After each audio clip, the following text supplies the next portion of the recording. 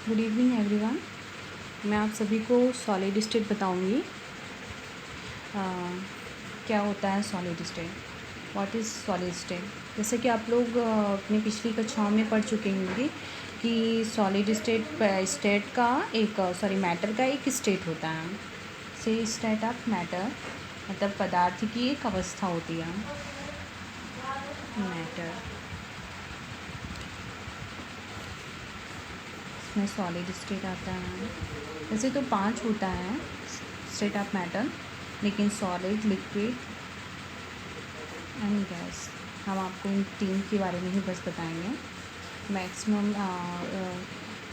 वैसे तो हम आपको बस सॉलिड स्टेट अभी बताएंगे, नेक्स्ट वीडियो में हम आपको लिक्विड और गैस की भी बताएंगे। तो सॉलिड स्टेट स्टार्ट करते हैं। जैसे वैसे तो आप लोगों को पता ही होगा कि सॉलिड स्टेट क्या होता है। सॉलिड स्टेट जो होता है इसका एक निश्चित आकृति होती है, एक निश्चित शेप होता है। मतलब इसका जैसे किसी भी हम पात्र में या किसी बर्तन में हम अगर सॉलिड को कोई भी सॉलिड पार्ट को डाल देते हैं तो वो अपनी शेप को चेंज नहीं करता है। जैसे तुम्हारा लकड़ी हो गया, आप इस पेन को ले लीजिए या फिर कोई इस टेबल को देख लीजिए, ये एक सॉलिड में है, इसको हम कहीं भी डाल देंगे तो ये अपने शेप में ही रहेगा, अपनी शेप को चेंज नहीं करेगा। तो इसलिए इसे कहा जाता है कि जैसे पदार्थ जब ठोस अवस्था में होता है तो रिजिड होता है, मतलब दृढ़ होता है। दृढ़ किसे कह सकते हैं, जैसे ये दृढ़ हो गया आपका, तो इसको हम दृढ़ कहते हैं। और इसकी ये जो होता है, इसका जो द्रव और गैसों की अपेक्षा पदार्थ के जो ठोसों में नगण्य विचरण होता है, मतलब इनमें फ्लो बहुत कम होता है। विचरण का मतलब हो गया कि इसमें बहाव के गुण नहीं पाए जाते। जैसे ये पेन हम रख दिए, इसमें फ्लो का कोई संभावना तो नहीं है ना कि इसमें ये बह जाएगा पेन, तो इसमें पदार्थ मतलब बहाव के बहुत कम ही गुण पाए जाते हैं। तो ऐसे ही बहुत सारे इसके एग्जांपल होते हैं इसमें, जैसे सॉलिड स्टेट के। तो अभी सॉलिड स्टेट का जो है ठोसों को उनके अवयवी कणों की व्यवस्था में उपस्थित क्रम के आधार पर हम क्रिस्टलीय और इसको 2 भागों में डिवाइड करते हैं, क्रिस्टलीय और क्रिस्टलाइन सॉलिड और एमॉर्फस सॉलिड। तो फर्स्ट ऑफ ऑल मैं आपको क्रिस्टलाइन सॉलिड के बारे में बताऊँगी कि क्या होता है क्रिस्टलाइन सॉलिड। वे ठोस पदार्थ जिनके अवयवी कण परमाणु, अणु या आयन त्रिवियम मतलब कि 3D में एक निश्चित ज्यामिति में व्यवस्थित होते हैं।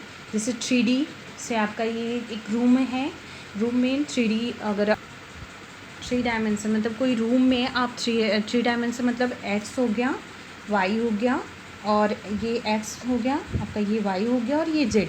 तो जैसे कोई रूम है तो उसमें हम देख लेते हैं कि एक एक्स हो गया, ये होगा आपका एक्स, एक वाई और एक सामने की साइड आपकी इस साइड होगा जेड एक्स। तो ये 3 डायमेंशन होता है। 2 डायमेंशन में बस एक्स और वाई प्लेस होता है, ठीक है। तो ये 3 डायमेंशन मतलब कोई क्रिस्टलाइन सॉलिड जो होता है 3 डायमेंशन में, जो उनके अवयवी कण जो होते हैं परमाणु, अणु और आयन जो होते हैं 3 डायमेंशन में होते हैं। तो इनकी ज्यामिति जो होती है कांस्टेंट होती है और इनका गलनांक भी निश्चित होता है कि मतलब ये उतने ही निश्चित ताप पे ये लिक्विड में चेंज हो जाएंगे। ये सॉलिड स्टेट, ये क्रिस्टलाइन सॉलिड की होती है। वैसे इन्हें ट्रू सॉलिड भी कहते हैं। जैसे तुम आपका NaCl ले लेते हैं, आप NaCl ले लेंगे, NaCl इसके एग्जांपल में जैसे ये ट्रू सॉलिड होते हैं तो NaCl हो गया आपका, सोडियम सल्फेट हो गया, शक्कर हो गया, फिर यौगिक में आपका था कॉपर भी हो गया आपके यहाँ, आयरन हो गए, आयोडीन हो गया, फास्फोरस हो गया। इनके गलनांक जो होते हैं कांस्टेंट होते हैं, मतलब निश्चित होते हैं। तथा इनकी त्रिविमीय जो संरचना होती है मतलब 3 डायमेंशनल स्ट्रक्चर जो होता है बाह्य बलों के प्रभाव में विकृत नहीं होता, मतलब चेंज नहीं होता है, डिसऑर्डर इसमें नहीं होते हैं। तो ये जो होते हैं क्रिस्टलाइन सॉलिड, आप इसको एक तरह से ये भी कह सकते हैं कि ये एनाइसोट्रॉपिक होते हैं। एनाइसोट्रॉपिक को हिंदी में कहते हैं विषमदैशिक। अब एनाइसोट्रॉपिक क्या होता है कि जिसका डिफरेंट प्रॉपर्टी होता है, मतलब डिफरेंट गुण होता है और डिफरेंट डायरेक्शन में डिफरेंट गुण होता है। इनका डिफरेंट डायरेक्शन होता है और different direction and different property. इनका डिफरेंट डायरेक्शन होता है और डिफरेंट ये होता है प्रॉपर्टी, मतलब गुण होता है, ठीक है। अब ये क्रिस्टलाइन सॉलिड होते हैं वैसे एनाइसोट्रॉपिक 3-4 इसके आप लोग जैसे एग्ज़ाम में आप लोगों के आ गए तो आप क्रिस्टलाइन सॉलिड को बता सकते हैं कि 3 डायमेंशन में इसकी व्यवस्था एक निश्चित ज्यामिति होती है। ये एनाइसोट्रॉपिक होते हैं, डिफरेंट डायरेक्शन और डिफरेंट प्रॉपर्टी होती है। एनाइसोट्रॉपिक मतलब हो गया कि आपका ये डिफरेंट डायरेक्शन में हो गया और डिफरेंट प्रॉपर्टी हो गई। और आप इसका बता सकते हैं कि जैसे ये ट्रू सॉलिड होते हैं। मैं पहले तो ये ट्रू सॉलिड होते हैं। ये क्रिस्टलाइन सॉलिड जो होते हैं ट्रू सॉलिड होता है। अमॉर्फस सॉलिड जो होता है आपका स्यूडो सॉलिड होता है। ट्रू सॉलिड मतलब कि ये एक निश्चित, मतलब ट्रू सॉलिड आप समझ सकते हैं। ट्रू सॉलिड मतलब हो गया आपका वास्तविक ठोस, मतलब वास्तविक ठोस होता है। तो फिर अब हम आपको अमॉर्फस सॉलिड के बारे में बताते हैं।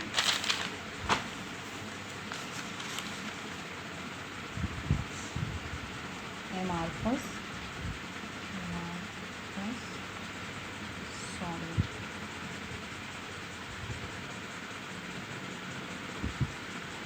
ये हो गया आपका अमॉर्फस सॉलिड। अब क्या होता है अमॉर्फस सॉलिड? वे ठोस जिनकी कोई निश्चित ज्यामिति रूप नहीं होता है, कहते जिनके आंतरिक अवयवी कणों मतलब परमाणु, आयन, अणु, ये की कोई निश्चित व्यवस्था भी नहीं होती है। ऐसे इनके कण जो होते हैं अव्यवस्थित होते हैं, मतलब डिफरेंट जगह पे ऐसे ऐसे ऐसे ऐसे से होते हैं। तो इनकी एक निश्चित शेप नहीं होती है। ऐसे ये इनके कण जो होते हैं मतलब इनके परमाणु, आयन जो होते हैं एक निश्चित शेप में नहीं होते हैं, डिफरेंट जगहों पे ऐसे दूर दूर रहते हैं। तो इसे अमॉर्फस सॉलिड कहते हैं। इनका गलनांक जो होता है वो भी निश्चित नहीं होता है। जब इसका शेप निश्चित नहीं होगा तो इसका गलनांक भी निश्चित नहीं होगा। और ये जो होता है आपका आइसोट्रॉपिक होता है। आइसोट्रॉपिक, मैं इसको नीचे लिख देती हूँ, आइसोट्रॉपिक। अभी मैंने आपको क्रिस्टलाइन सॉलिड में बताया कि ये एनाइसोट्रॉपिक होते हैं। तो यहाँ क्रिस्टलाइन सॉलिड जो होते हैं आपके एनाइसोट्रॉपिक होते हैं, लेकिन अमॉर्फस सॉलिड जो होते हैं आपके ये आइसोट्रॉपिक होते हैं। आइसोट्रॉपिक मतलब आइसोट्रॉपिक होता है ये डिफरेंट, इसका डायरेक्शन होता है एज लाइक एनाइसोट्रॉपिक, इसका भी डिफरेंट डायरेक्शन होता है। सॉरी, मुझे रेड पेन यूज़ करना चाहिए था। ये इसका डेफिनेशन है, डिफरेंट डायरेक्शन होता है। और ये हो गया आपका, और लेकिन इसकी प्रॉपर्टी सेम होती है, सेम प्रॉपर्टी के होते हैं ये। मतलब डिफरेंट डायरेक्शन मतलब ये इसका जो दिशा होता है वो भिन्न भिन्न होता है। और सेम प्रॉपर्टी मतलब सेम, मतलब एक प्रॉपर्टी, इसका गुण जो होता है समान होता है। ठीक है। अब इस यहाँ पे भी आप लोग को हिंदी में ही समझा दे रहे हैं कि ये डिफरेंट डायरेक्शन होता है। डिफरेंट प्रॉपर्टी मतलब डिफरेंट डायरेक्शन मतलब आप समझ रहे हैं भिन्न दिशाएं होती हैं, और प्रॉपर्टी मतलब डिफरेंट प्रॉपर्टीज़ के गुण भी भिन्न भिन्न होते हैं। ये एनाइसोट्रॉपिक हो गए और ये आपके आइसोट्रॉपिक हो गए। इसमें जो होता है, जैसा कि मैंने पहले वाले में बताया था कि उसमें विसरण का गुण नहीं पाया जाता है। क्रिस्टलाइन सॉलिड में विसरण का गुण नहीं पाया जाता है, बट अमॉर्फस सॉलिड में आपके विसरण का गुण पाया जाता है। आप सोच रहे होंगे कि विसरण का गुण मतलब ऐसे कैसे पाया जाता होगा इसमें। तो अमॉर्फस सॉलिड आपके वो सॉलिड होते हैं, आपके अमॉर्फस जो होते हैं इसमें ये आइसोट्रॉपिक होते हैं। और ये विसरण, इसमें विसरण का गुण मतलब देखें, इसमें विसरण पाया जाता है। विसरण मतलब बहाव, डिफ्यूज़न, मतलब बहाव का गुण इसमें पाया जाता है। क्रिस्टलाइन सॉलिड में नहीं पाया जाता है। तो आपको समझ में नहीं आ रहा होगा कि इसमें अमॉर्फस सॉलिड में बहाव का गुण कैसे पाया जाता है। तो ये जो होते हैं इसमें देखो, ये सुपर कोल्डेड होते हैं, सुपर कोल्डेड होते हैं। और इसके जैसे एग्जांपल हो गया आपके कांच हो गया, ग्लास हो गया, वैक्स हो गए जैसे मोम, रबड़ हो गया, बटर हो गया, प्लास्टिक हो गया, स्टार्च, ये सब आदि आपके अमॉर्फस सॉलिड के ही एग्जांपल हैं। तो हम आपको विसरण पहले का बताते हैं प्रॉपर्टी, कि कांच को आप देखते होंगे कि जैसे कोई पुराना घर देखे होंगे, जो बहुत पुराना घर होगा तो उसमें जो खिड़कियाँ होती हैं उसमें कांच देखते होंगे, तो वो नीचे की ओर मोटे होते होंगे और ऊपर की ओर पतले होते होंगे। तो आप देखें तो कांच में बहाव का गुण है, तभी ना, वो तो सेम साइज के लगाए गए होंगे कांच, लेकिन नीचे मोटा हो गया और ऊपर पतला, तो वहाँ कांच में बहाव का गुण होता है। तो वो बहने का उसी को विसरण कहते हैं। एमॉर्फस कहते हैं। कांच भी एक आपका एमॉर्फस सॉलिड का ही एग्जाम्पल है। कांच, वैक्स हो गया, मैं आप लोग को एग्जाम्पल में लिख देती हूँ। वैक्सेस हो गए हैं, बटर हो गए हैं, वैक्सेस मतलब मोम होता है आपका, बटर हो गया, और प्लास्टिक हो गए हैं, प्लास्टिक, और स्टार्च हो गया, स्टार्च, ये सब आपके एमॉर्फस सॉलिड के एग्जाम्पल हैं। वैक्स, बटर, प्लास्टिक, स्टार्च, ये सब आपके एमॉर्फस सॉलिड के एग्जाम्पल हैं। ठीक है, तो आपका ये हो गया समदैशिकता ना। अब इसको आइसोट्रॉपिक को हिंदी में कहते हैं समदैशिकता, और इसको कहते हैं एनाइसोट्रॉपिक को हिंदी में कहते हैं विषमदैशिकता।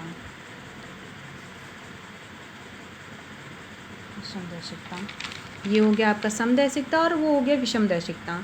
तो इसके आपके एग्ज़ाम मतलब इसका एक्सप्लेनेशन भी हम आपको दे दिए हैं, तो इसकी परिभाषा भी बता दिए हैं। और क्रिस्टलाइन सॉलिड मतलब क्रिस्टलीय अवस्था, एमॉर्फस सॉलिड मतलब अक्रिस्टलीय अवस्था। मैं इसको लिख भी देती हूँ। क्रिस्टलाइन सॉलिड को कहते हैं क्रिस्टलीय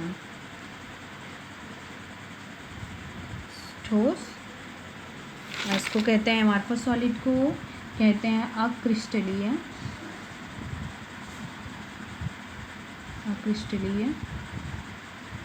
ठोस।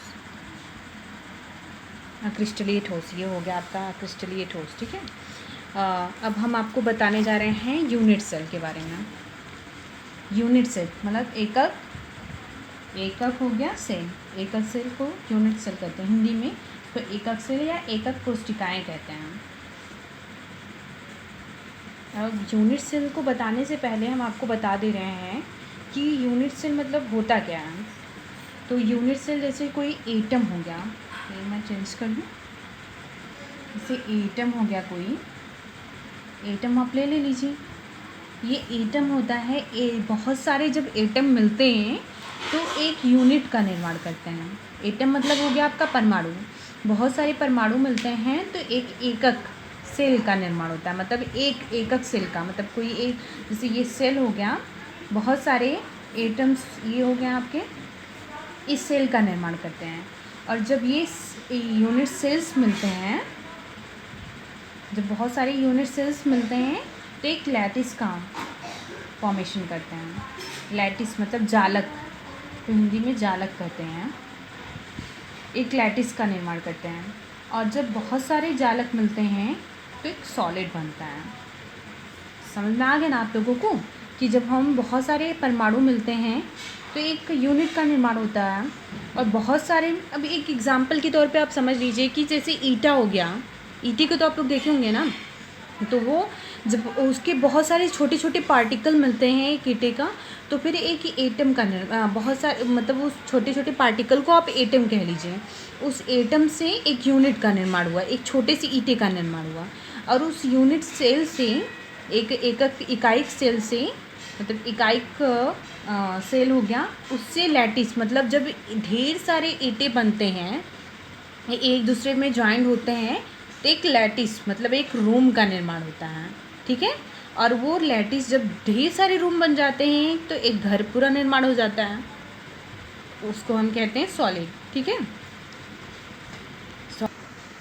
आप लोग को समझ में आ गया होगा कि छोटे छोटे कण जो होते हैं एटम होते हैं, और जो एक ईटा बना है वो आपका यूनिट सेल हो गया, और उस ईटे से जो एक रूम का निर्माण हुआ है वो आपका लैटिस हो गया या जालक हो गया, और उस जालक से जो एक घर का निर्माण हुआ है उसे हम सॉलिड कहते हैं। ठीक है, अब हम आपको यूनिट सेल मतलब एक ट्यूब में यूनिट सेल आप कैसे पहचान लेंगे कि ये एक यूनिट सेल इसमें क्या है, तो इसके लिए हम एक आपको स्ट्रक्चर बना के दिखाते हैं। ऐसे आप लोग के यहाँ क्यूब होगा तो आप उसमें और अच्छे से समझ में आ जाएगा आप लोग के पास। स्ट्रक्चर से मैं आपको समझाने की कोशिश करूँगी। ऐसे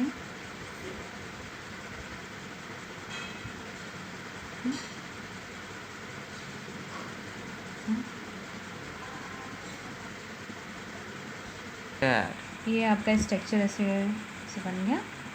ठीक है, अब ये आपका एक क्यूब है, ये क्यूब में एक यूनिट सेल है। मैंने आपको जैसे बताया था पहले कि यूनिट सेल क्या होता है, एक यूनिट सेल जैसे होता है, ये पूरा एक क्यूब हो गया, ठीक है।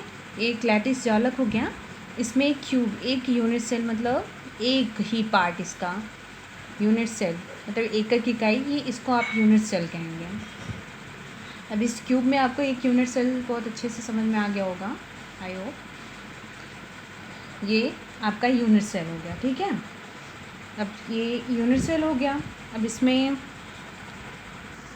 ये आपका यूनिट सेल हो गया। अभी ये यूनिट सेल मतलब एकक इकाई, एकक इकाई,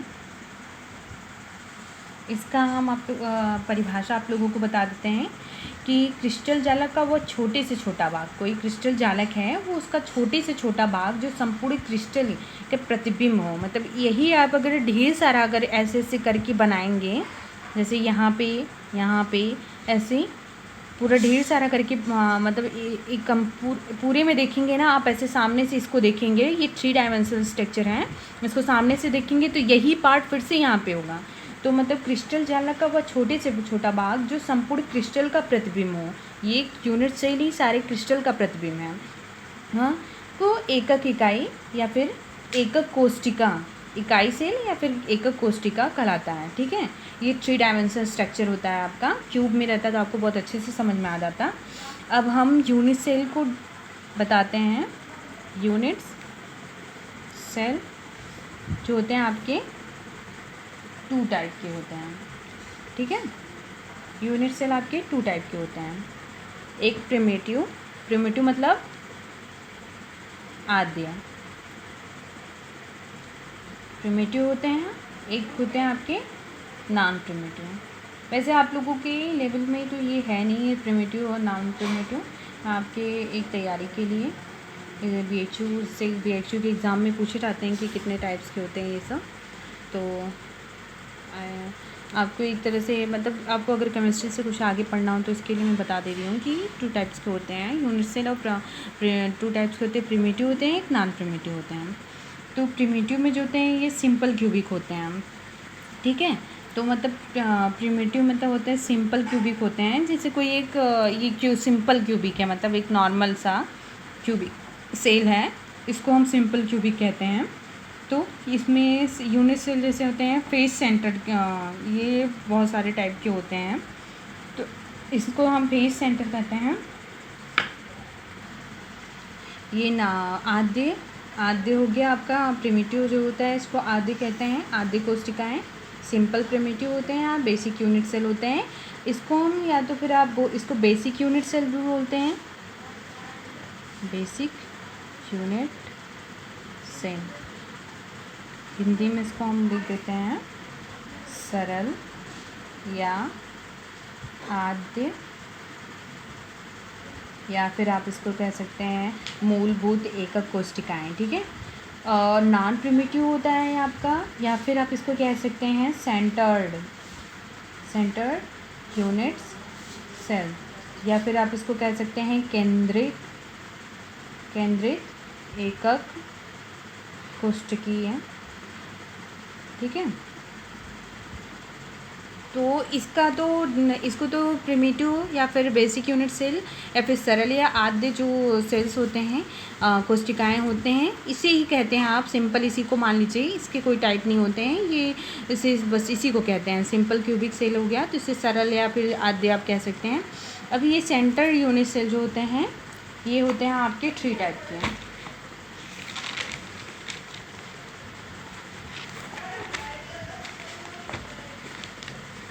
पहला हो गया आपका फलक केंद्रीय एकक कोष्टिका, जिसे इंग्लिश में कहते हैं फेस सेंटर यूनिट सेल या फलक केंद्रीय एकक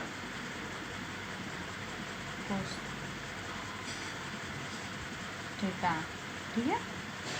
अब ये आपका हो गया फेस सेंटर यूनिट सेल, इसको आप शार्ट में FCC कह सकते हैं, FCC, ठीक है। Face centre unit cell FCC, ठीक है।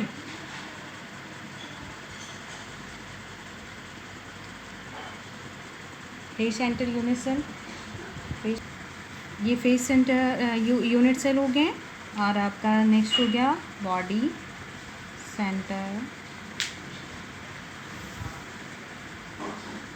सेंटर्ड यूनिट सेल हो गया। एंड थर्ड हो गया आपका बॉडी सेंटर्ड यूनिट सेल, मतलब हो गया आपका काय केंद्रीय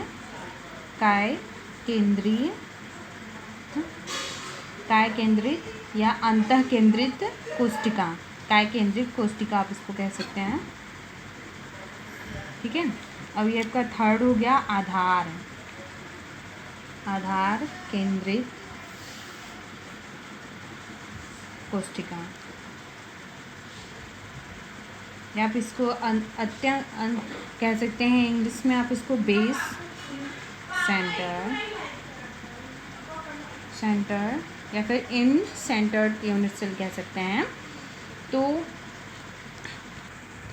अब ये फेस सेंटर्ड यूनिट सेल हो गया, बॉडी सेंटर्ड यूनिट सेल हो गया और बेस सेंटर्ड यूनिट सेल हो गया। आपके हिंदी लिख दिया गया, आप तो पढ़ लीजिएगा इसको। अब ये क्यूब मैंने बनाया है अभी।